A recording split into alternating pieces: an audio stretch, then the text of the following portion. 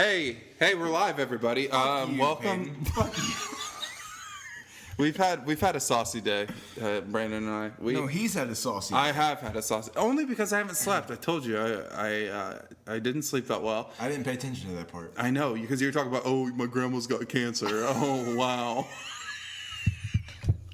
Everything's about me. We're close. Everything's We're about close. me. We're so close. It's unreal. Oh, man. Tell me about your fucking saucy sleep pattern, dude. No, dude, I was tired, and I even went to bed early. Early for me. What time did you go to bed? 2. 2. Yeah, because the last meeting was at midnight. So. Yeah, I pass out at 2. Up every hour, shitting my brains out. No joke. What'd you eat? Frozen pizza. Jack's? Tombstone. That's where you fucked up. I fucked up. But frozen pizzas never fucked me like that. Yeah, but you got Tombstone. I know, but... What if Chef Boyardee had those frozen... Remember those self-made boys? Anyway. No, so I'm grumpy. I'm grumpy. You're always grumpy, so you're just extra grumpy. I'm extra grumpy. But I feel better now that I'm sitting in front of you. It was so funny. Honestly, when I mentioned... We wouldn't podcast unless I was like, hey, can we podcast Sunday? We wouldn't have. You would have been like... No, because you're always fucking upset. Man, I don't want to schedule shit. I wish I could have spent all day drinking 5 Michelob Ultra 22-ounce pours. Low carb, baby. You look, hey, dude, you're looking great, by the way. Thank you. I'm training hard. Dude, you look great. Thank you. You do. And your acid rap shirt, fuck yeah. I went to Chicago for this. Wow. What's it like to be able to leave? I mean, it's great to be able to do whatever I want, but I don't really get to do whatever I want most of the time. So I'm still sad. What do you want? That's all I needed to hear. No, when I was like, dude, let's podcast Sunday. I was so close to making a therapy appointment. You've been so close for so long. No, and then I was like, we'll podcast. It'll be all right. That'll be my... It's even better. It is. I don't... Because what, you're going to talk to fucking Martha? Yeah, Martha, she's going to be like, why do you have all this pent-up aggression? Be like... I mean, we basically know why. It's like... Yeah, we all know why. It's just how do you deal with it? Yeah. Please help. Luckily... Luckily, you, fix it yourself. No, you Joe Rogan'd yourself so hard that you started running and you're like, you know what? I think I just have to be in motion and I'm not as miserable. Well, it's true because when you stay busy, you don't have time to sit there and think about it. In my opinion. Busy isn't busy for yourself. Busy in my own terms, but also when you exercise hard, you do get you get that endorphin rush, baby. It's almost like you've came everywhere when you used to be able to come, but you can't. Dude, I don't know what's that like. It's 30 to 45 minutes of just feeling okay. How's the come down? It's I gotta do that again. That sucks. So, I don't know, dude. It helps me a little bit. Staying preoccupied is helpful. So, just finding as much time to fill. Yeah. No. So, yeah.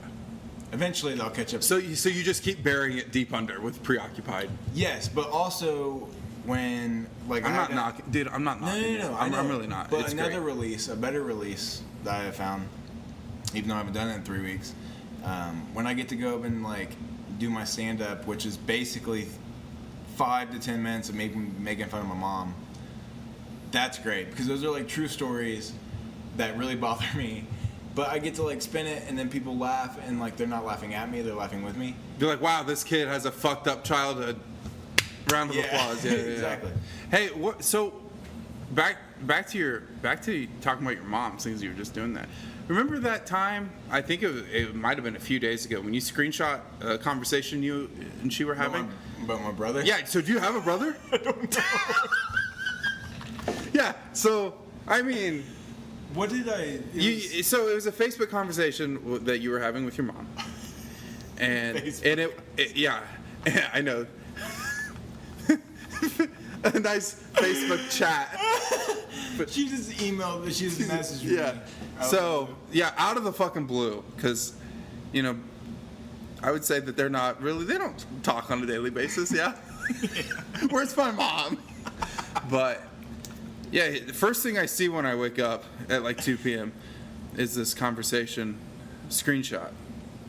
And it's talking about literally the only thing she says to Brandon is, "You have a baby brother." That's it. Like, there's nothing else to it. I'm 26. So, like, this little curveball out of the blue there. How you feel about that?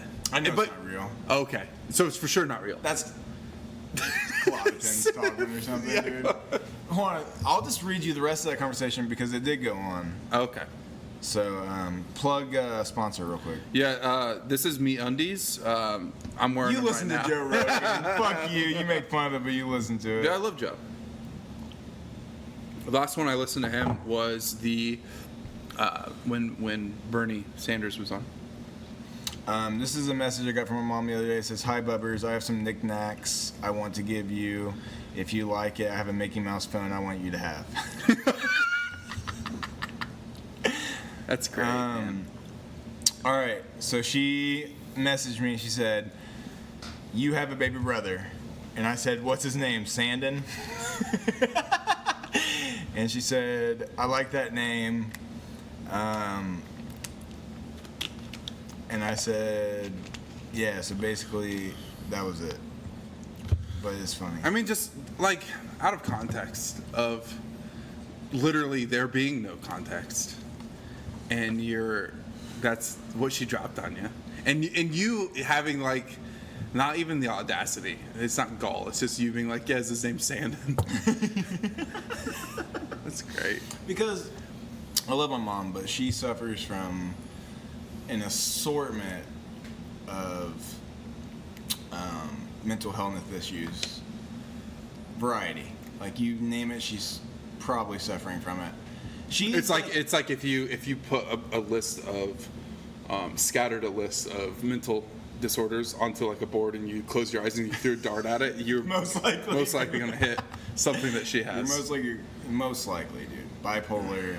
I mean, like, when we joke about crippling depression, I remember her not getting out of bed for 3 days. Like, not like we joke about like, oh, we're laying in bed and we're sad. Like, yeah, we're not. Hey, Mom. We're not as sad as we really are. "Mom, I'm hungry. Get the fuck up." Like, I'm 8. So I remember those days. She's like, you never watched it because you're, Go I ahead. guess you don't like trendy things. But she is like a mild Monica off of Shameless. A very mild Monica. Which you won't. We can't I don't really get discuss that it reference, because man. I don't Monica get it. is the mom of like the 7 Shameless kids. Okay. And she's in and out of their lives because she's like super bipolar, so she'll hit like super highs, but she does a lot of drugs, and then she'll hit like super lows where she disappears for years. Right. So like my mom's a mild version of that. Yeah. Like, she didn't dip out. So she reaches out when you feel like she might be in a manic, like higher end of the. In her the swing. defense, though, she waited until we were adults to like do the disappearing thing. She didn't disappear when we were kids. Like, she was always at least physically there. Like, when it was her, yeah, like she was physically there. But as I've gotten older, I won't hear from her for 4 or 5 months. Yeah. And I don't know where she's at or what she's doing. And then she'll pop in and be like, "Hey, you have a younger brother?" I'm not like opposed to it. Like, Dude, that'd be what if I had great. like a little bro? I know, What's up, dude? I can help you out. Bring him on the Make it worse. podcast. What's his name? Sandon. Sandon. He's fucking Sandon. Brandon. Hey, what up, Sandon? What about your life? How you doing? Does it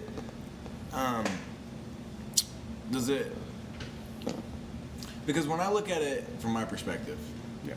with how I feel about my life, and then I look at like more severe cases, and I'm just like, yo, it wasn't that bad for you. Like, talking about myself personally, does that ever affect you mentally? Like, because it does me personally. Like, when I think of how bad other people have it, It's like putting it into your own perspective. yeah, Right? and it makes me feel like, dude, No, what are you because there's no litmus test to how one feels. You know, it's But like, how valid is it? But but what does valid even mean compared to? I know, like compared to what standard? But we all go through shit in different ways too. Yeah. You know, it's like one person can be very type A, and they can handle a bunch of shit being thrown at them because that's just how they are, and they're driven, and they can driven by what I don't know. I don't know because like you and I both have drive, but it's in a different. For me, my drive is strictly, I can tell it fluctuates, right?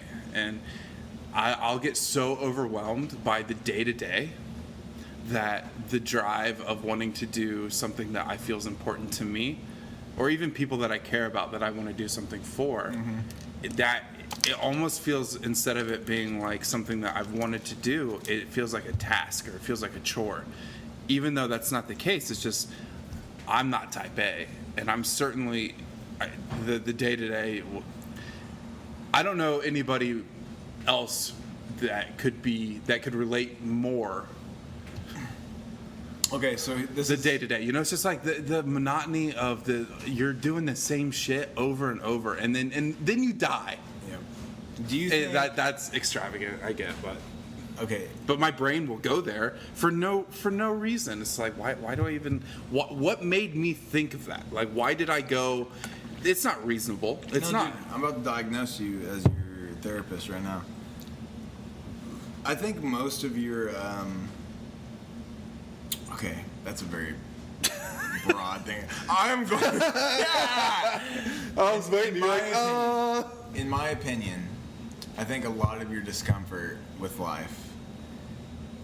Personal opinion right now. Please let it. Most of your discomfort with life right now is due to your like broad view of what's important and like what's right and what's wrong, and a high percentage of that goes to like how life is, like how society says capitalism, how capitalism says. This is how you gain your happiness. This is how you gain your success. This is what you have to do to get to fucking where you're supposed to be. And trying to deal with that and be a part of that, but also say fuck that, is a real bummer for you. As it is for me as well. You're very right.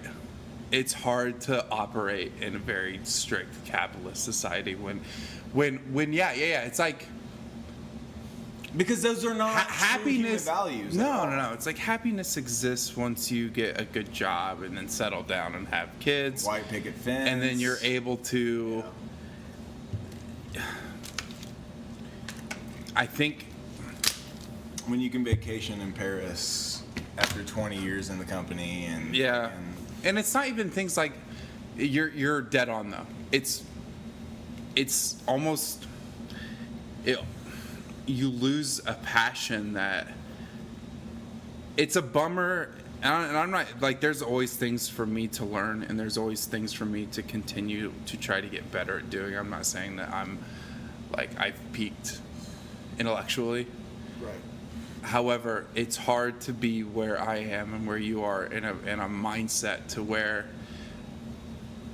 we don't gloss over things. We don't just kind of look the other way. We're very aware of how things really can be. It's not a choice. It's not like if I could it's like be ignorant and be like, God, I wish I... That's what I'm saying. Like, if I could just be like, yeah, the job I live is like for my family and like blah blah blah blah, but no. It's pointless fucking phone calls over pointless fucking materials for fucking pointless fucking companies, and I hold no value in that at all. None. But there are people, the 7 people I work with, everybody else is like, this is for my fucking kids, and this is for blah blah blah, and I don't mind it, and fast fucking food, and fucking blah blah blah blah for 40 years until they can retire, and that like is a part of like why I don't really care about any of this. But yes, go ahead. I think a really good determining factor of me being oblivious to how things really were and then to be where I am now, I feel thankful that my parents were able to do what they did financially for me, and because when I think about it, it's like when you really think about it, especially my parents, they stayed in town. They tried to stay together. It's like that, stay together for the kids. They did, and they worked soul-crushing jobs just so my sister and I could do better. And my dad's about to retire, and I'm very happy that he can. I don't think. However, it's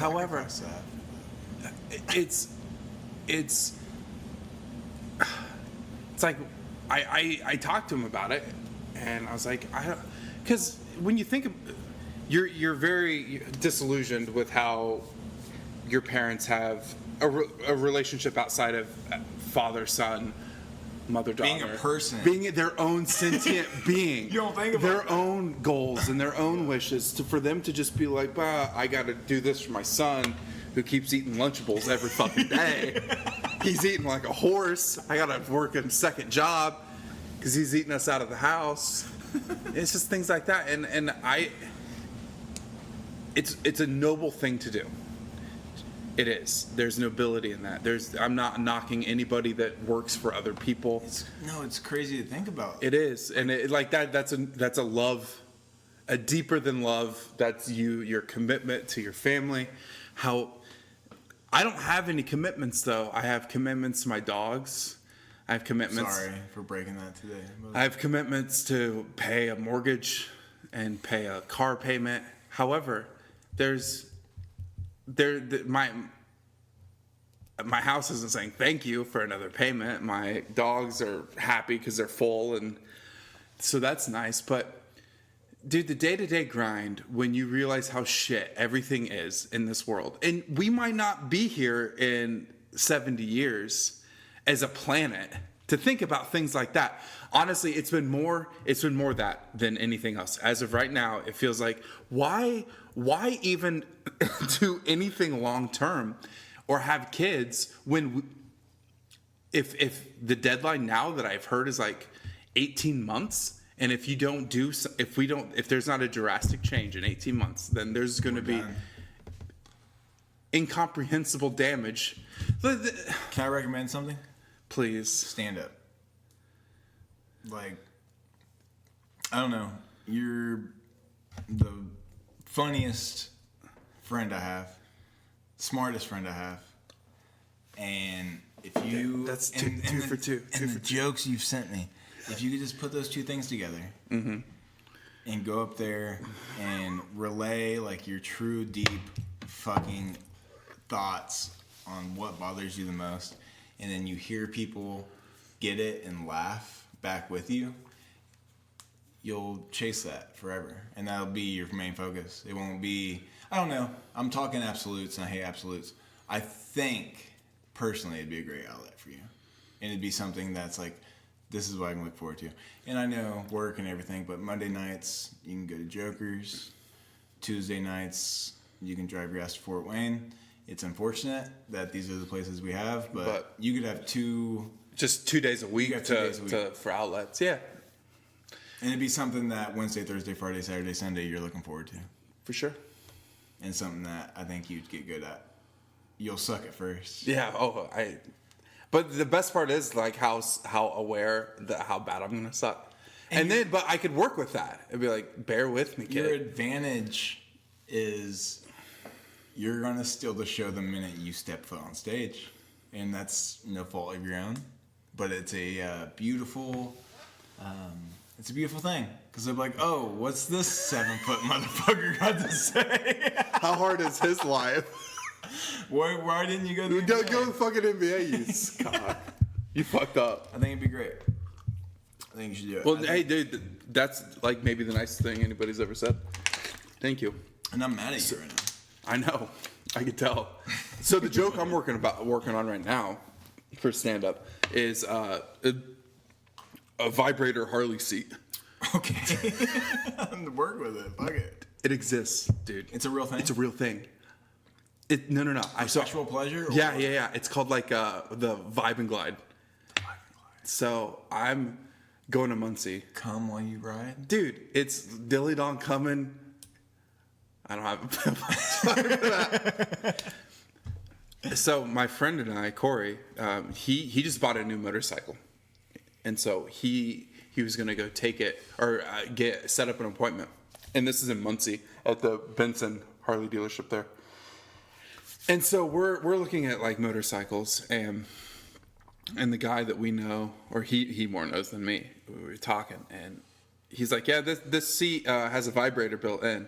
And I'm just like, that's funny. Like just deep down, because like when you think about it, a Harley's just one giant vibrator. You know, it's like, it's all, it just vibrates. And he's like, no, this passenger seat has a vibrator built into it at like certain points. And I'm just like, wait, for real? And dude, let me try it. Yeah. I was like, put that thing in the driver's seat. Let me go crank my hog. But he told us that he knows a guy, an older gentleman that bought a bike that he didn't realize that it was actually built into the driver's seat.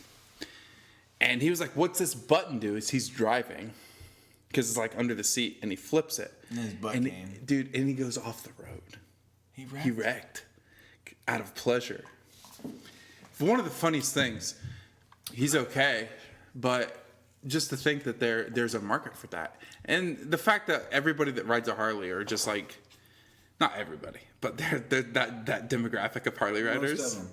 They're all like, they're giant leather cosplayers. They're all lesbians. Yeah. That's on there forever. We'll edit that out. We won't. We're letting it ride. We say that all the time. We never edit shit. Dude, it's honestly so freeing. To everything that we upload is just a raw take. Here's raw. I'm gonna say it, dude. Dude, listen, it's so raw. Any lady that owns a Harley is a lesbian. I won't fucking say it. Prove me wrong. Email us. lifeshardpodcast@gmail.com. We need a picture too. Send us a picture of your lesbian. You're a lesbian on your Harley. Of your own personal lesbian. Dude, I'm with it. I'm with the movement, but this is facts. Yeah, we're spitting hot facts. Would the heat just come on or something? Jesus. You like my shirt? Dude, the shirt's handsome. You're handsome. Look, Chance the Rapper. How was Chicago? Chicago was cool. Lollapalooza was going on. Check it. So it's like a Thursday, and I'm like, yo, Chance is having a pop-up store for the weekend, and it's also Lollapalooza weekend. So I'm like, hey, Danielle, let's go do this. And Mackenzie, so Danielle, Mackenzie, and I drive up to Chicago. We go stand in line for an hour to go into the store. The store was beautiful. It was a great little pop-up art exhibit / store. Where you got your picture taken? At that yeah. Dude, that's a great picture. The Chance pic. So they had every mixtape or album, whatever you want to call them. All of them set up throughout each exhibit. Like the first exhibit was for his childhood, and then adolescence, and then his wedding day. And then each album had its own, or each mixtape had its own separate room. And then the big album, and then a merch store. So we did that, and then we were walking around, because it was directly across the street from Lollapalooza. So we're walking So was it around. crowded as It was fuck? so crowded. And we had to fight the Lolla crowd. But we walked around to the backside, walking down the shore of Lake Michigan, which is a big fence, and then the interstate, I-90. Yeah. And then another 2 fences to get into Lollapalooza. So we're walking in the grass, there's cops, and we see this dude just sitting there with his back to the fence, and he's just sitting there. And we're getting closer to him, and he just stands up, turns around, hops the first fence like Spider-Man. I've never seen anybody move so quickly over a fence. It was no climbing. It was just, and the dude's an 11-foot fence. He hops it, sprints across the interstate. I swear to God, he doesn't look left or right. It's a full-on. He doesn't turn his head once. He just deads it. And like, I need you guys to focus on this. It's like if you wanted to cross I-69. Well, dude, what that interstate up there, because I've driven it to get to Wrigley, especially like right because it's right on the shore. Michigan Avenue, close. Yeah. Dude, that road is crazy. It's fucking hectic. It's crazy. So it's not I-69. It's crazy. It's crazier than I-69. So he fucking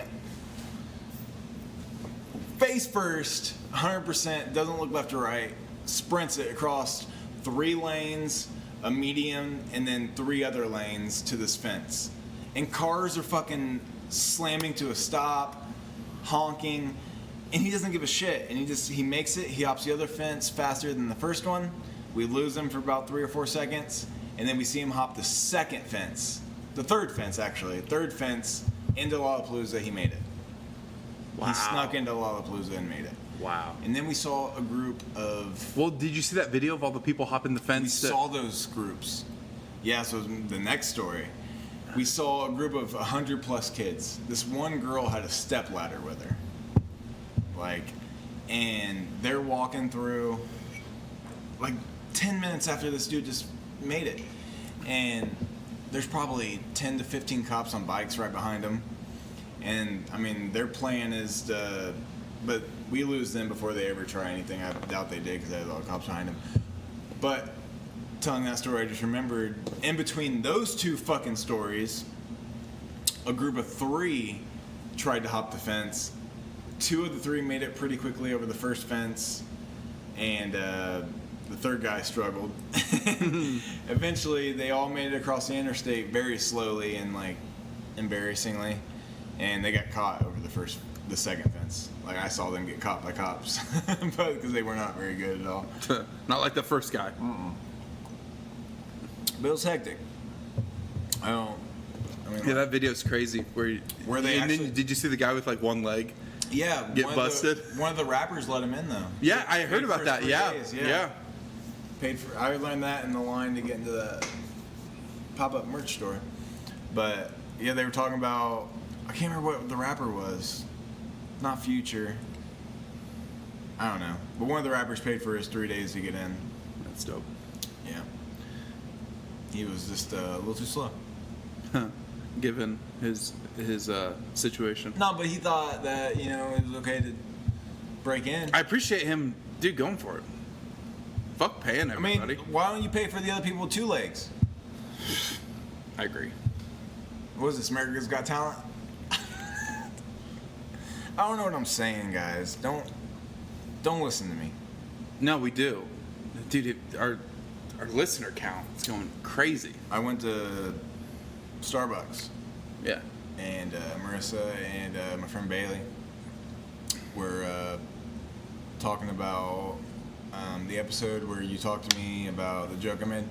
So now I'm just talking about them talking about us about that episode. It's like famous. Yeah, you are. And then Bailey was like, "Yeah, listen to the first episode." I was like, "Don't listen ever to the first. listen to the first." Please, honestly, don't listen to anything. But we've definitely gotten a lot better. Oh my God! Unless you're Sweden, it's amazing. Yeah, Sweden, come back to us. We miss you. I'm honestly still just making this for Sweden. I don't make it. I don't make it for anybody. I make it for you. I make it for me. Oh God damn. Damn, dude. Fuck all the advice about going solo on the podcast. I thought about it. Who's telling you that? Dude, I've honestly thought about it too. Bill Burr. We should do it. We should do it. We should have like a rival and just fucking fight. And then when we get together, we're just like nothing happened. Well, because we have the Podbean. Why not? I mean, I bought these. Yeah, and so it's like you're missing the pieces, right? You bought the thing. Why don't you bring it? Because Dude, we can have our own little mics in front of us. I know. We need a desk. This won't work. I can tell you that right now. Honestly, looking at this desk, this will not work. What about that? Yeah, that'll work. We just sit down at the smallest desk I've ever seen. It's a coffee table. What are we going to do? We're funny. What should we do? We're so funny. Just buy us a desk. Why don't dude. anybody listen to this? What is? Would you, if we went solo, would you be head first or would you be life's hard? Like, hey, I'm head first, part of the head first life's hard. Well, given how much you complain, I'll let you have life's hard.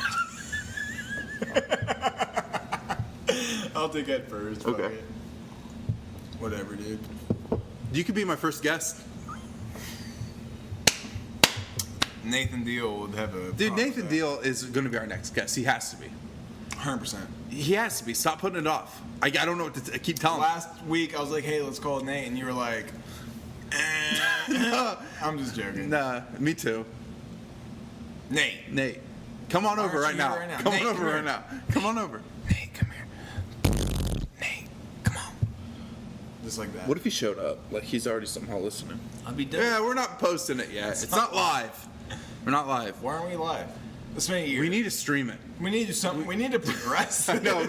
We're still sitting over the Yeti, talking to. For real though, in a year we did like 1,500 views, and like for two nobodies, that's decent. I know. It's so crazy when people come up to me and they're like, "Hey, you do that podcast?" And I'm like, "I have no idea who you are, but yeah, I do."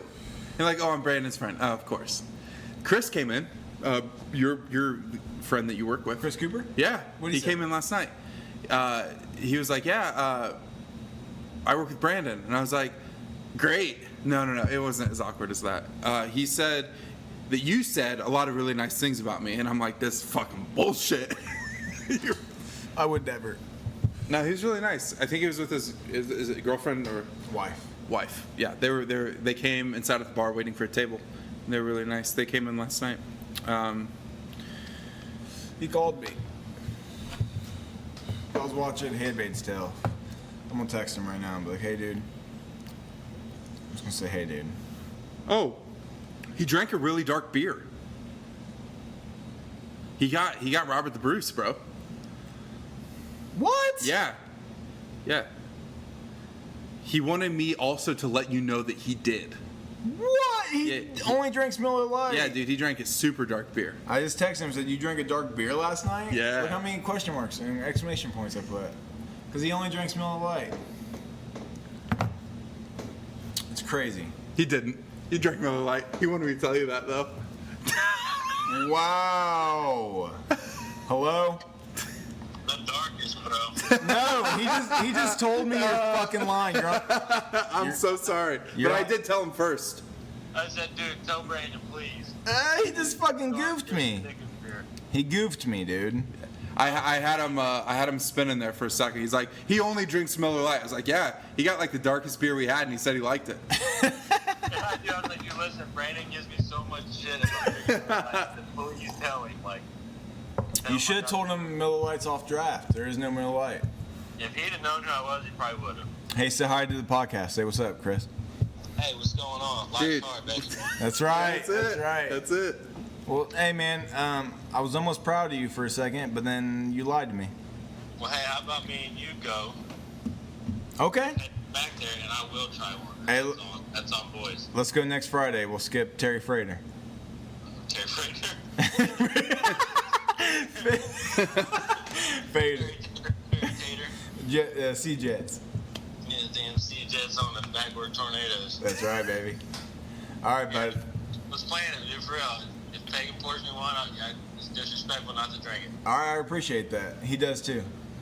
All right, man. All So right. have some fun. All right, see you, bud. Peace. That's He good. called you immediately. Yeah. He's like, oh, I gotta. tell him. He's serious. He's a Miller Lite connoisseur. No, he's very nice. He's very nice, and I appreciated that, the fact that he was like, "Hey, please tell him I drank a dark beer." I was like, "Oh, I'll tell him." You But goofed me good. But immediately, I'm gonna be like, "It was Miller."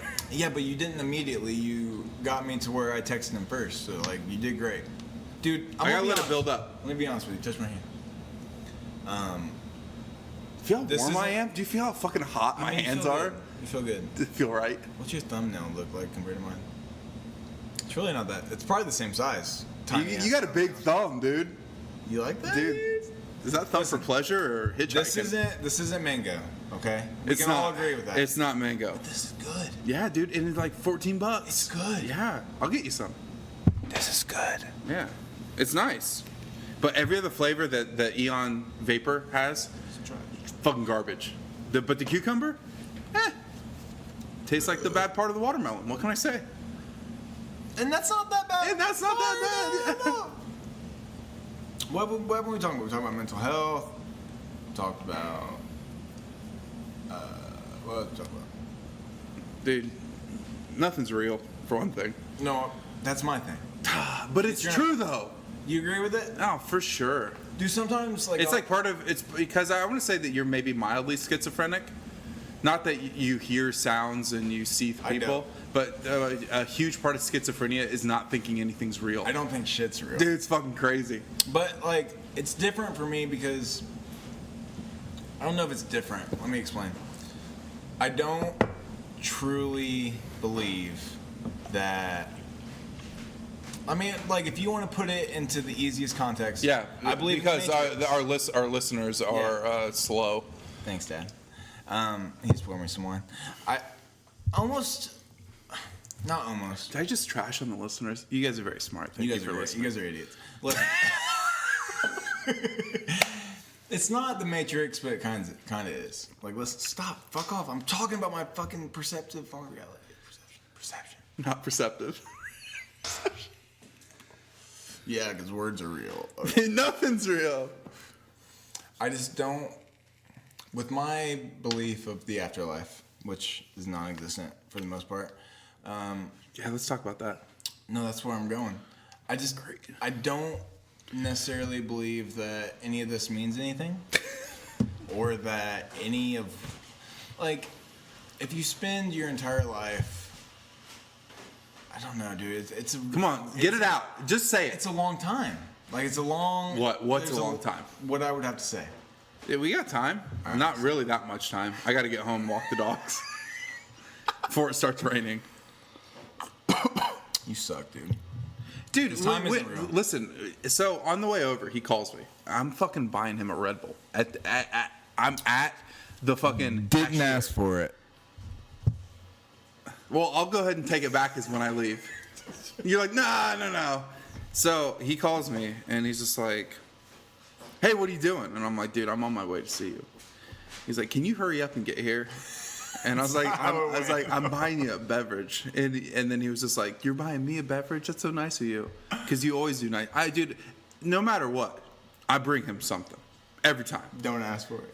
Okay, then I'll fucking stop, all right? I'm sorry. That's not what I'm saying, but he tries to make me feel bad. Does it work a little? Does it work a little? It works a lot. Does it work a lot? It makes me want to kill myself. Dude, so you and I, we have a unique relationship, I'd say, right? It's unique. It's like we're together, but we keep each other's dicks out of our hands. Oh, we're totally dating. We're dating without the coming. There's none of that. There's absolutely none of that. It's emotional. It's all emotional coming. It's all emotional coming. Like when he hits me with a good meme, it's like internet semen everywhere. You know what I'm saying? I think we've ascended though. We're beyond. Oh, we've been beyond just memes, right? I know, but like the shit that you say, like you send me a joke, right? It's like the funniest shit that I couldn't send you, right? It's like that doesn't. You're creating something that doesn't exist.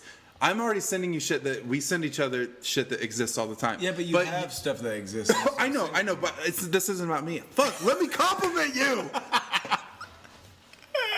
But when you send me good shit like that, just out of the blue, and I know that you've been working on it, and I read it, and I'm like, man, this now exists. This is real.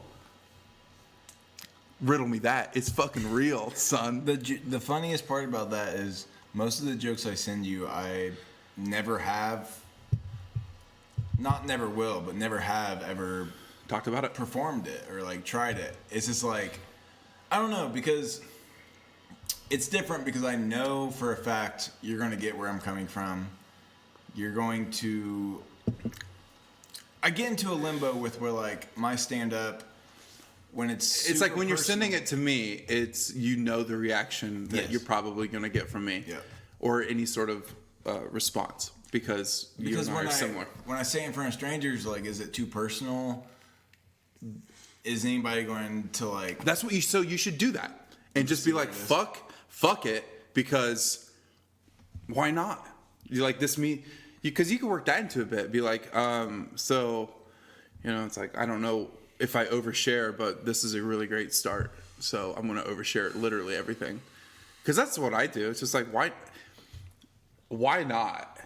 Because at least you're being as genuine as you possibly can be. Because I appreciate jokes that are just like that style, because I still think that they're funny. But when it comes to like comedians or any sort of performer or performance, you automatically feel something that's way more genuine. Yeah. And it stays 100%. with you. Oh, I meant to tell you, I watched the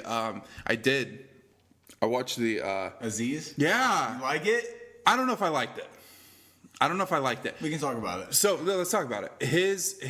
He never really apologized for what he did. And that, I don't care if he does or not. Okay. So here's hold up. Let me talk, damn it. He didn't apologize for it in the special per se. Okay. Go ahead. He also made it to where he really let you know how difficult this year has been for him because of that. As a straight male, not apologizing, but making the special about how hard it's been for him. Yeah. And that's so that was the first thing I felt. He was like, you didn't feel the sincerity from it though. You didn't. Feel not even that. Like I felt the sincerity. However, there's a different way to approach that. I feel like he missed that crucial thing to be like, I recognize what happened because I don't even fully know what happens, but I get him not talking about it on his special. I totally get that. However, he made the entire bit of being like, wow, like I was really sad for a year. You know what I mean? Since the last time we talked about it, and I said, I did. I know. So I enjoyed it. He said, dude, the part where he was talking about like jazz, dude, the kids. And then like there were kids in the front row, and he's like, dude, that was funny. About like Michael Jackson being like, oh, this is just Eric. He's 7 years old. We're gonna hang out all weekend. And like, oh yeah, that's fun. It was funny. Yeah. But the last time we talked about this on the podcast, I made the assumption that his scandal wasn't sexual related. It was just a bad date. And the woman felt that he pressed too much. Well, after that, a couple weeks ago, I investigated my own response. So what was it? He ran into this girl at a TGI Fridays, yeah. No, sorry. He ran into this girl at a party, and she was all like starstruck. Was like super infatuated with him. He got her number, hit her up later on, a few days later, weeks later, something like that. And they went on a date.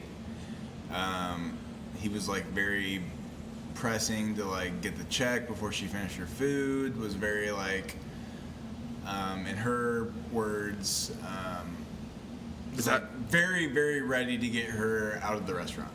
okay? They went back to his apartment, had some drinks.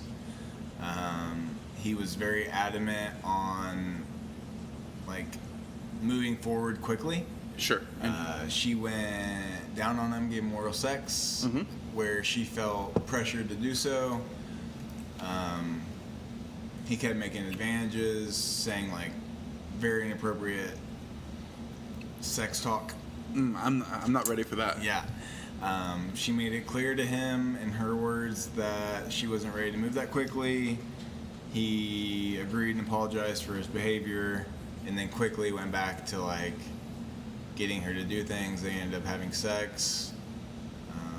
Nothing was, even in her words, where nothing was rape or anything like that, but she felt that he was very pressuring, and She was coerced into doing yes, the coercion. yes. So there was never like a lawsuit or anything like that. She was just saying, This is a bummer. this is a bummer. She left crying. He called her an Uber. She was crying, like, in between Yeah, it things that sounds they awful. were doing. It sounds Yeah, it was fucking awful. terrible. It was Yeah. awful. It was awful. Which is where I'm like, at what point was a special the time to be sincere? For sure not. No. No. But was he sincere? Yes. So what do you do with that? Because what else does he use to get his voice out? No. I'm not knocking him for that. I just Because he was very adamant with like, that person I was a piece of shit. He even like made that very clear, and he's like, I saw a world where I didn't get to do this again. Like, this is something I love to do. It was almost taken away I from know, me. but that's also like, oh, pity me, right? But was he saying pity me? Yes, for sure. He's like, this whole year's been so hard for me. He did not once mention saying that, like, I can't imagine how difficult the situation that I put this lady in. Right? I agree. But why? Fuck, dude, I'm gonna say it. Why didn't she leave? She was never forced to stay. Why didn't she? Maybe she felt forced. What the fuck do I have to like? I don't want to get. Yeah. I don't Yeah, want to yeah. get into a point where like, dude, I 100% support the bullshit women have been put through since Yeah. the beginning of time. There's never been a time for equal. Like, even when. Well, when it's just we're so much allowed- easier to. I mean, dude, it's complicated for sure, right? It is. However, that terrible situation that he put this person in, where, for one thing, how do you even have like any sort of libido in between things where you're like, I can obviously tell this person's not into it, right? There's a like, Oh, and you know what I mean? In her statement that I read for at least, it was like 45 minutes of me looking into this. She was very clear. There were tears. There were fucking. I mean, she was Because clear. she could She was genuinely not into it. So she could genuinely like the person, not want to progress that quickly in a sexual And relationship, have the right to say. And she had, and if she's like, "Hey, I don't want to do this," and he's just like, "Oh, come," like there's no fine line between them. That's just like you being like, "This is what I want. I don't really give a fuck," right? And then the special being, "This year's been really hard for me." He could be genuine in that, but that's a shit way to that's a cop out. That's also, I feel like, him not taking any responsibility of anything that he did. When I'm gonna make, because he could have said, he could have killed the special. He could have fucking just been on top of it, being like, listen, this is where I fucked up, and if he even would have apologized, he didn't say like, hey, and I'm so sorry for the hurt that I caused not only this person, but I hurt a bunch of people when they found this out about me, and that sucked for me. That's you being like, some of this is falling on me. But when he was just like, yeah, I didn't know if I would ever be able to do stand up again. This has just been so hard. Devil's advocate. Don't devil's advocate. Don't. Again, dude. I can't stress. Press how one much- if you believe listen, me. Fuck this. I can't stress how much I support any woman that feels in a weird position by another man. 100%, I get it. Devil's advocate, though. Let me play this. What if? No, fuck that. Don't shake your head at me because this is fucking Don't do recorded it. forever. Don't do it, No, son. fuck that. No, okay. I don't care. Say what you want, and I'll. We I'll live in a society. We live in a society Where, listen to me. I'm listening. Where- Who else am I listening to right now? I don't know how I can say this without coming off as a complete piece of shit. So it's not devil's advocate then. no, it is because it's playing the opposite side. Well, how is there an opposite side though? Because there are also, fuck. Because there's also shitty people that might be taking advantage of other people. Is that what we're trying to get to? Yeah, I get Yes. that. I get that. Yeah, no, I'm sure that exists, but let's just like maybe look at it as a whole.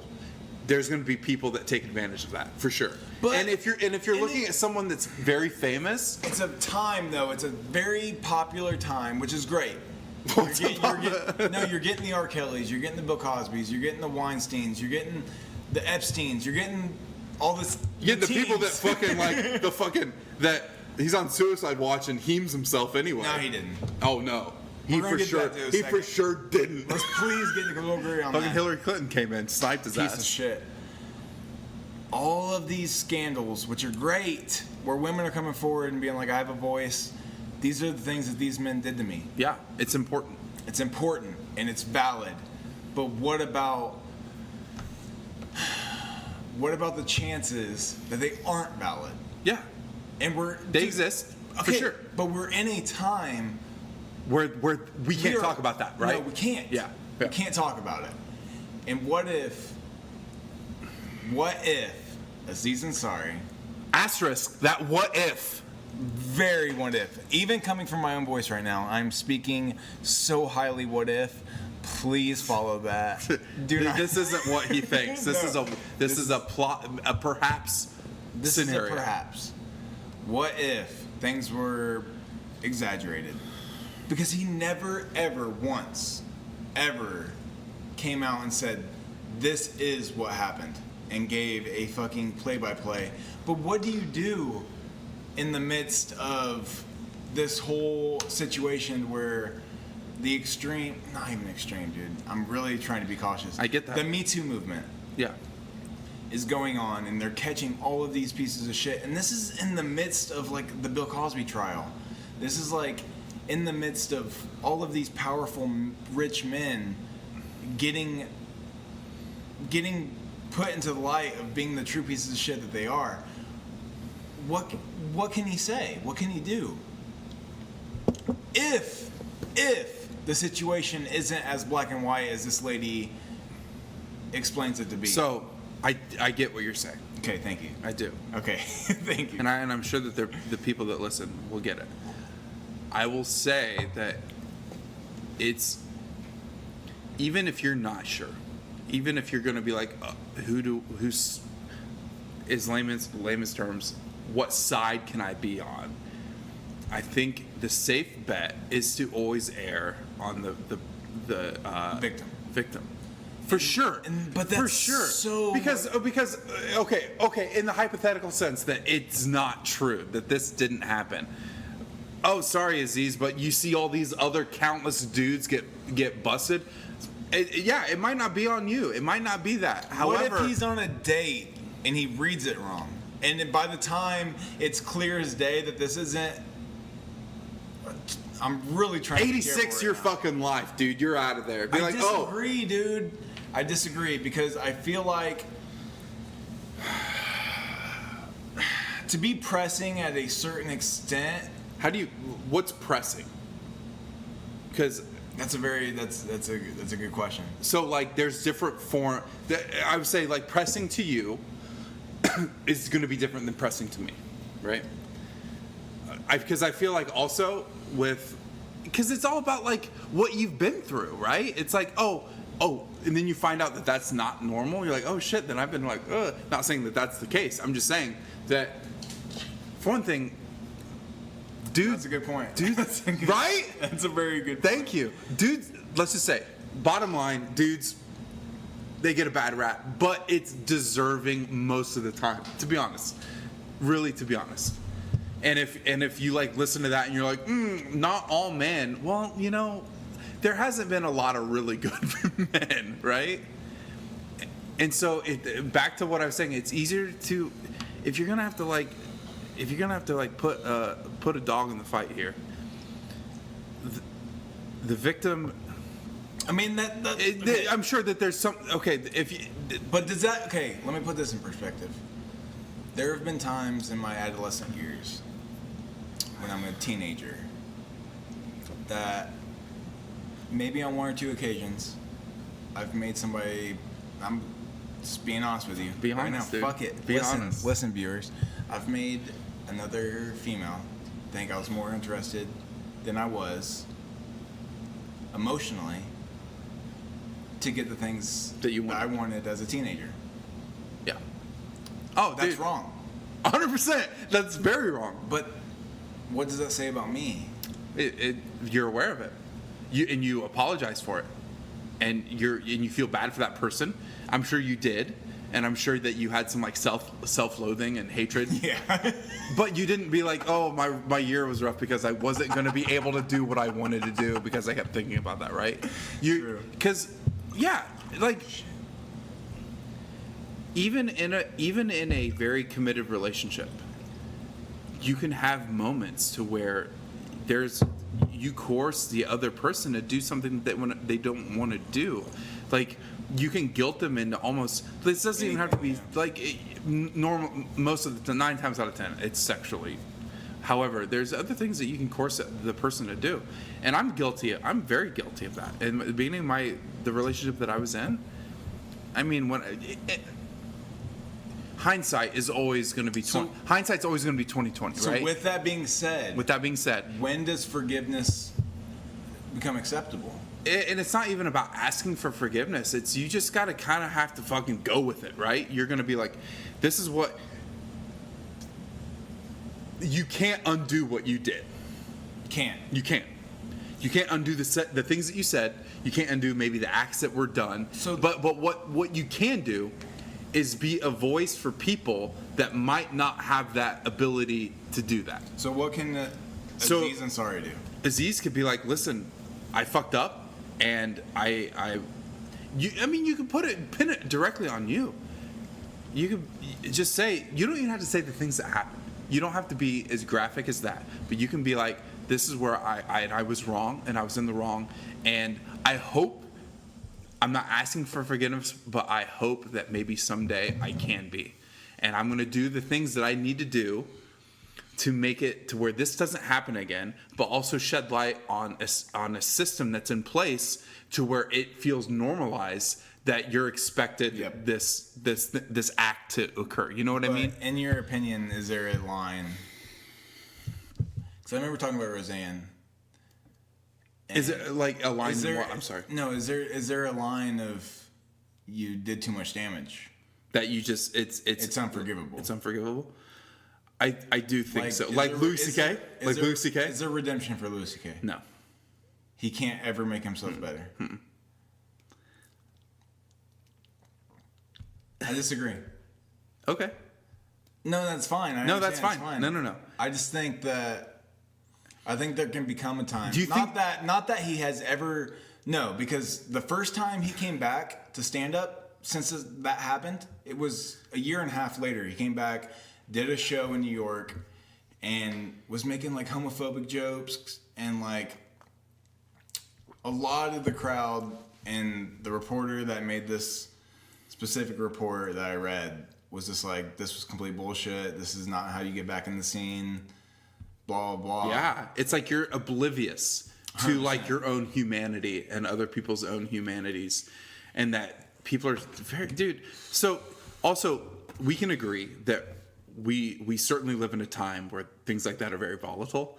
And yes, and it's easy to spotlight things like that and then 100%. get different talking points of 100 different people, but all necessarily kind of saying the same thing. So it's easy to just like you're regurgitating the same thing that you keep reading. Yes. So as much as I enjoyed Louis was his show, dude. I loved it. It was heartfelt and it was like, dude. Go, and it's fucking ruined, and it is. It's like I can't ever go back and feel that way watching that, dude. There's episodes where they were so like heartbreaking and funny all at the same time. It's like, damn, like whatever writer, and I know that he was a huge part of writing his own show, Louis. Do you remember that show? Did you ever watch it? Yeah. Dude, there's an episode where he like sneaks this. He's doing a show for the troops, and he sneaks this animal with him, and it's like so. Just the idea of like the animal, he puts it into like it's more than just that. The whole episode revolves around this animal and then him doing a show for the troops, and it was amazing, and it was like devastatingly sad and funny all at the same time, and to the fact that it's all shit now. Linked. It's all Louis, and I also think that to have the almost like vibrato or stance to think that you could just do what you did to other people that were unreciprocating in sense of not wanting to see him jerk off in front of you. He's like, well, I there's like even like talking points that are like, well, at least he asked. And I'm like, what the fuck? He still did it, even if they were like shocked. Like, yeah. I would be shocked. If Louis came down and that didn't exist and that we weren't aware that that's what he did, and if our first interaction with Louis was seeing this amazing show and be like, this is like best shit I've ever seen, and somehow we get to hang out with him and everything's fine, and then you just be like, hey, do you mind if I jerk off in front of you? And you like, what would you're like, yes. No, but you just be like, like, no, nah, I'm good. No, I get it.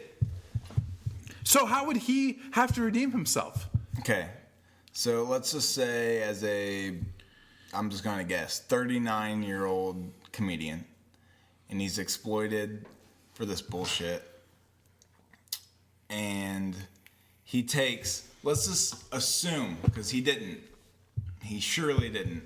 Let's just assume he goes through the process, understands.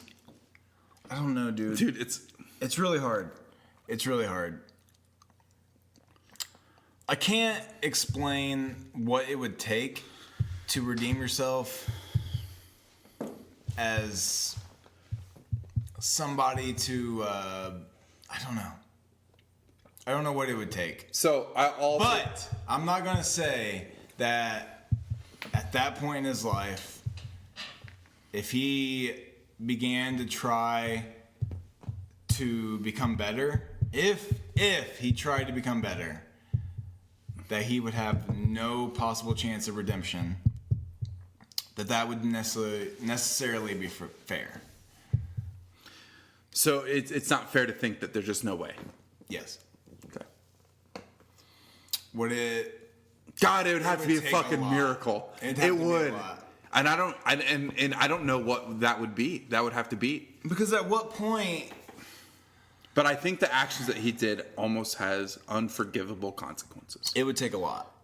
I would agree that it would take a lot, and what a lot means is beyond my comprehension. Yeah, because because there's also other people that are doing great for themselves that are huge pieces of shit. Chris Brown, why does he get a free pass? Why don't people made a new song with Drake? So countless times that he's been busted for battery and assault. Why does he get it? Because it's not rape. Well, I mean, that could be in there. Who knows? I'm just spitballing. Like, is it because he never sexually took advantage? Because I mean, like, R. Kelly is most certainly ruined, as he should be. But what if R. Kelly just hit somebody? Would he be ruined? I don't know. I mean, because Chris Brown beat the fucking shit out of Rihanna. Yeah. Like, not just hit her. He beat the fuck out of her. Yeah. And so, like, it's so weird when people get, like, these almost free passes. And who gets to decide that? It's like almost like as a society as a whole, they're just like, yeah, what he did was bad. Let's just put in perspective the entire, 3 lawsuits against Michael Jackson? He took a settlement. And was like, I'll agree to this. I'll pay the families. And his I mean, he was on tour when he died. Yeah. He was planning the biggest tour of his career when he died. Right. And he took a settlement for children. What that settlement entailed that he did with the children, I'm not entirely sure of. I'm not going to comment on. But the allegations were pretty fucking heavy. And he took a settlement. Whatever that settlement Yeah, and it's so entailed, So yeah, I would say that that's like a pretty sure that Yeah. there was also other shit going on with Michael that obviously and played. You know what I mean? But like also here's a quick one that most people don't even like think of. Most people enjoy the Beatles. Most people really like John Lennon. You're about to However, name some John shit. Lennon was a huge piece of shit. Are you serious? Dude, he beat the fuck out of Yoko. Is that the dude that got shot? Yeah. And everyone's like, oh, his song Imagine means so much to me. Dude, John Lennon was a piece of shit. Why was he a piece of shit? Because he beat the fuck out of his wife.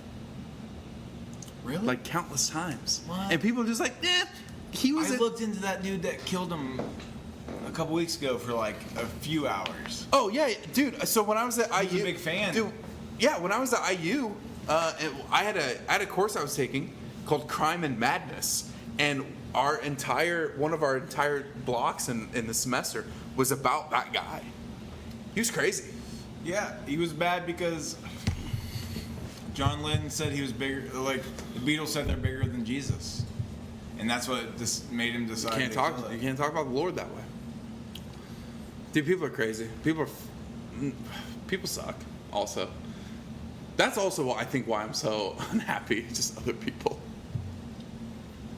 Yeah, but at a certain point, you're gonna have to say fuck other people, and Okay, Dad. I'm just saying. I know. I hear you. It's not anybody else's prerogative to be happy other than your own. And I've also found comfort in. I used to deal with a lot of like, blaming my parents, blaming my. God, I love blaming other people. It Blaming feels my so good random- when you like say it, Oh, right? so It's just like, oh, it's not my fault. fucking It's fault, not my pussies. fault. I can put it off. But when I was just like, there's a certain point where it's just not their fault anymore. There is a certain point where it's just like, nah, you get to decide yourself. Yeah, there are things like capitalism. There are things that There are things that are inherently bad. I always, fuck, dude, don't get me started. We're already at like an hour 7. If we start talking about capitalism now, after this bottle of wine, yeah, but capitalism doesn't hold. At least in my go ahead, say it. What are you gonna say? I'm No. I saying, want to like, hear it. I want to hear it. in my dreams, I guess, of being a comedian, capitalism doesn't have as much of an effect on it as it would if I was trying to start my own fucking flower shop. I'm just saying for my own personal life. Yeah, it's still complete bullshit, but it doesn't have a complete direct effect on who's laughing at me and who's not. And that's all I'm saying. And that helps me find comfort in what I'm doing because I don't have to worry about, oh, is there a tax on that if I start my own fucking shit for shat? You know what I'm saying? Mm-hmm. When I go up on stage, it's either you find me funny or you don't. And if you don't, then I'm gonna work a little bit harder to try and get you to think I'm funny. And capitalism doesn't have an effect on that. I mean, it will in the long run. If I'm trying to get somebody to pick up my special or what taxes I'm paying, Sure. yeah, eventually. But in this stage, it has an effect on my day job, but that's not my long haul. That's not my, Well, like, I would say maybe for next episode we can save it. Capitalism isn't only about the financial part of it. oh, no, I agree. I'm just, But I get what you're saying, and it's easier to I Get me think like if I were to get on stage and talk, I think it's important to be able to relate to the audience. But I also think it's important for the audience to relate to you, and you don't have to. I'm maybe now at the beginning of like any sort of career, and you're doing more things that may be accommodating the crowd. However, but like once you get to a point, I feel that you can just be like 100% you, and genuine, and you're like, it's like Jim Gaffigan, right? Jim Gaffigan is Fuck Jim Gaffigan. fuck Jim Gaffigan, but So racist. dude, everybody's racist. Honestly, when you think of everybody is. Okay, but not truly to the core. I'll make racist jokes to like To what? For be funny, but not like on stage. who's like- it funny to? Pagan. There it is. But it's not like. Let me be very, very, very, very, very, very clear about this. You I have black don't- friends, so you can say it. No. I do not find a fiber in my being to be at the core definition of racism. I'm not racist by any means. Do I find certain racist jokes, no matter what the race is, to be humorous? Yeah, I do. White people jokes, funny as fuck. Black people jokes, funny as fuck. Mexican jokes, funny as fuck. They're funny. Depending on who they're coming from and the situation Sure. that they're set in. Oh, yeah. Yeah, if fucking redneck at the gas station with a rebel flag in his back seat says a racist joke, that's not funny to me. Because 'Cause it's true. He's not elevating No, anything. it's fucking serious. like I said, one of my favorite things is that you can joke about things like this. You can. Nothing's off limits. No, Nothing's nothing's off limits. But how you word it is. Yes. And how you the punchline isn't the race. The punchline isn't that. You can talk about it but like uplift and like make it into a way that it's not they're not the punchline, but they're just the joke is about them, but they're not it, Yep. right? There's a way. I mean, dude, Dave does that so well. Oh, perfectly. Dave does it Chappelle, so. Oh my my boy. god, He's so good. He does it, and he does it for other races too. But he doesn't make it the punchline. He can make it to where, like You told me about the I told you fucking about where, Native yeah, American yeah, dude, yeah. and he's like, call me blackface. Like that's I could never say anything like that. No, Right? That's the best fucking way to put it. But, like, there's a way to talk about black people barbecuing that is extremely racist. Oh, for sure. And there's a way to talk about black people barbecuing that is funny because the punchline's different. The punchline doesn't have to be like, oh, because they love, Because they love barbecue. Yeah, No. yeah. The joke, the punchline could be the setup is black people barbecuing, but the punchline The is punchline could be completely like, different. the punchline could be like, oh, because they know what real fucking flavor and food is, you know? 100%. Yeah. It doesn't have to be so stereotypical. Exactly. Yeah. No, I agree 100%. And that's why wording is so important. That's why when I was like about to defend this, I was like, I got to say it right because if you don't, you come off like a huge 100%, racist. 100%. So and I've always thought that too. It's because I appreciate that about comedy, that there's nothing that I feel that should be you can't talk about. However, there's grace and tact in how you say it. Dude, And even at open mics, 2 of the 3 open mics I go to, we have a pre-show meeting. And religiously, the host says, you are allowed to say whatever you want. Say whatever you want, but what the audience responds to is on you. Like, if somebody wants to beat your ass after the show, that's on you. Like, yes, everything is free game, but the repercussions, that's no. on you. So if you have a good joke, but the setup or the punchline is off and it comes off as a racist asshole, that's on you. It's on you to either make it right or fix it, I or get your ass kicked. One of the I two. have never said a joke on stage that is racial, political. Yeah, I've said some religious jokes. Racial and political I stay away from because I don't need to go there. I don't need that humor. I don't need to say some Jewish or black or Mexican jokes. And there's a lot of white guys that do at these open mics. I'm just like, at what point, okay, you're gonna get some cringe laughs, but is that funny? Is it worthy of being considered a comedian? Well, maybe I don't know. I don't think so. I don't. No, I don't think so either. And then I know that there's people that like, because not every person that I feel that I would, it's honestly like I feel that when I go to something like this, right, and I see other people, it's probably going to be kind of like a shock to just hear the things that people can openly joke about. Like, yo, you actually like saying this, right? Like, it's almost like going to be a shock factor to that. And I get that, like, there's just comedians that exist for that reason. That cringe. That shock factor. Yeah. What's his name? You know who I'm talking about. God, what's his name? I was thinking Jim Gaffigan. He's very fucking...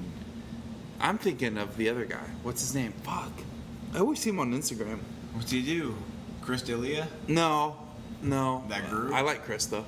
No one in that group. Man, what is his name? I bet if I just Google, I'll do it later. But Black guy? Mm-hmm. Oh yeah, of course.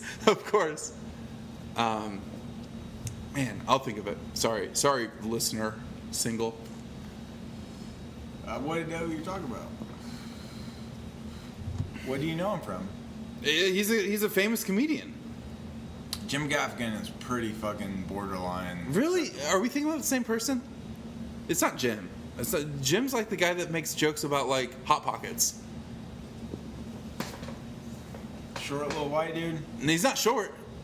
But that's the guy. Not Jim Gaffigan. Not Jim Gaffigan. No, that's What's his not my fucking name? I just watched a special and I was like, how could you say Yes, these that things? guy. That guy. What's his fucking name? Look it up.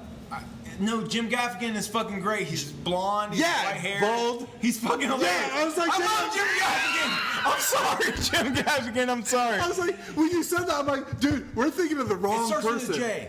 It starts with a J. What's his fucking name? Dude, I know. I was like, you know, Jim Gaffigan talks about like Hot Pockets and shit, right? And like Cinnabon, right? White comedians.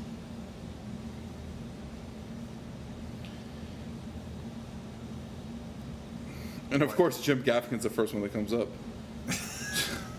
It's not Jim Gaffigan. No, I love It's not Jim Jim Gaffigan. Brewer either. Why when I type in white comedians, fucking Bernie Mac comes up?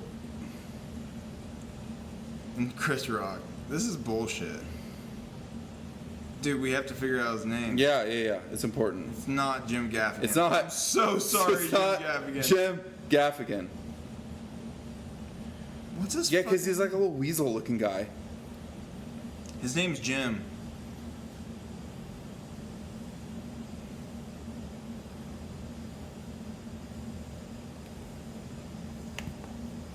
What's his fucking name? Jim Norton. Jim Norton, that piece of shit. That's him, dude. That's him. That's him. That's I him. swear to God, That's him. That's who you're 100%. thinking of. That's what yes. I'm thinking of. That's who I. That's Fuck Jim Norton. Yeah, So racist. so So many racist. watermelon jokes. Dude, right? And he's just like, that's the shock factor. That's him. That was like the special I watched was like 2011, and he's just like going off about like black jokes, and like they pan to the audience, and the audience is black, and they're laughing, and this is like, that's okay then.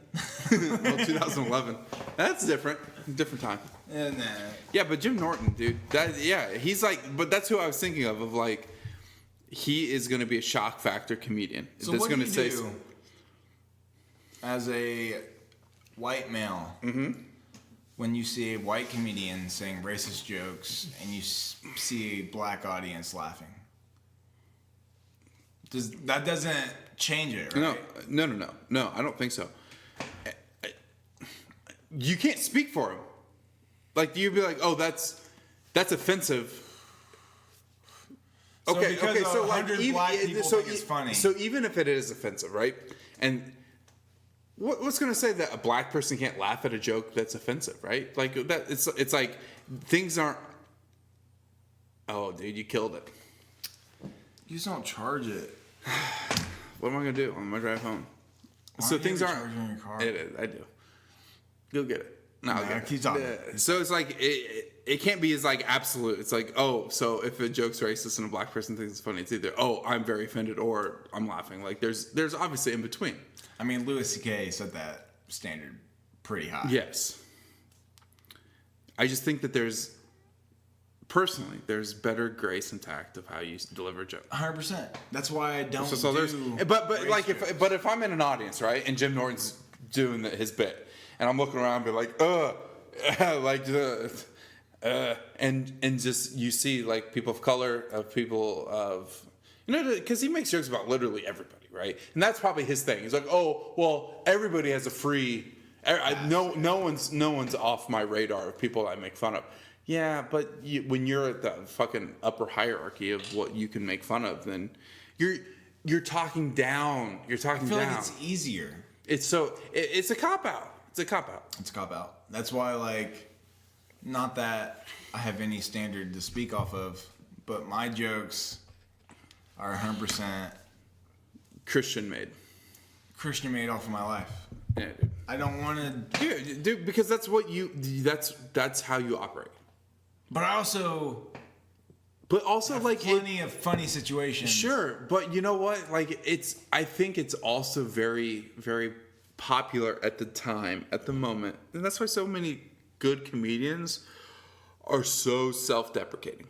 That because they find things that they don't like about themselves, or even situations that they come from, and they can talk about it, and they make it funny.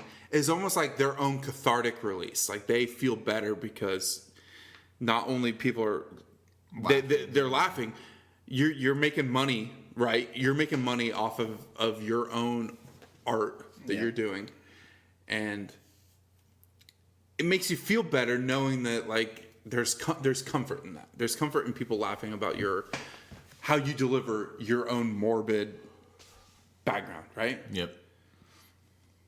100%. 100% listeners. You listening? They're not listening anymore. We're at hour 20. Damn it, dude. You want to wrap it? Wrap it up, dude. Hey, thank you for listening. I feel better. I always feel better after I podcast. I do. I feel like I I'll be rejuvenated. better into about 9. Hey, real quick, bonus content. Hey, for our Patreons. Yeah, no, bonus content. Tell me about real quick, sum it up as fast as you want. Tell me about your fantasy football. Fantasy football. Okay, first round. I drafted. All right. I don't remember. I'm kidding. I don't remember who I drafted. It went well. I drank a lot. I got a piece so bad. All right, so let's wrap it. Sorry, we'll save the fantasy for next week. All right, bye, guys. Bye. Love you.